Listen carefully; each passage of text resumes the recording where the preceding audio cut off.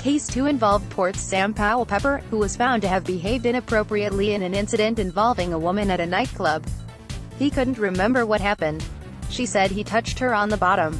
The upshot, again, was a 3-week ban and a carefully worded charge that fell well short of sexual assault, the club having lawyered up and fought hard to have the wording downgraded to something that didn't sound terrible. At Adelaide, Sam Powell-Pepper was found to have behaved inappropriately at a nightclub. Photo, AAPTHE case against Ross Leone, as Fairfax Media has reported, was settled some time ago.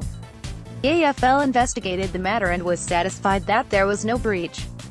The league did not ever name the individual in a story that has been bubbling around for months.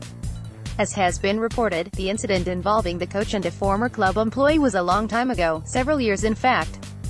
But it did not become a matter for the AFL until last year. It is natural to wonder, therefore, why this lay dormant and, indeed, if the existence of the respect and responsibility policy actually served any meaningful purpose for either the woman or Leone.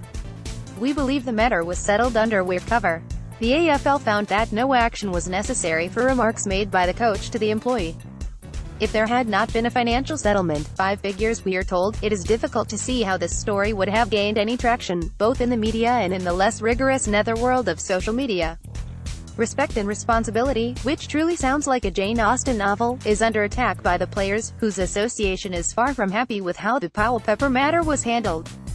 The AFLPA chief executive Paul Marsh told this columnist, "We don't think the process was very good and that's something we've communicated to the AFL." Powell-Pepper had more QCs acting on his behalf than even James Hird had at the height of the Essendon saga.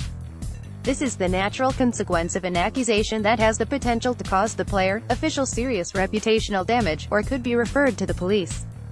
In this case, the woman did not wish to involve the police and the matter actually came to light via Channel 7's footage.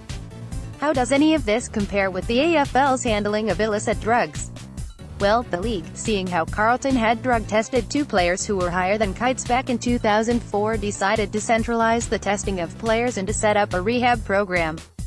One hope was that, by detecting drug use, it would stave off more serious problems.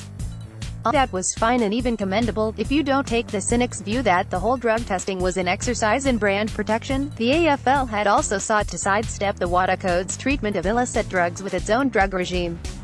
But before long, drugs were pushing the game off the front and back pages, as we wanted to know which players had problems, which clubs had cultural issues, like West Coast's, and how many players were using cocaine, at all.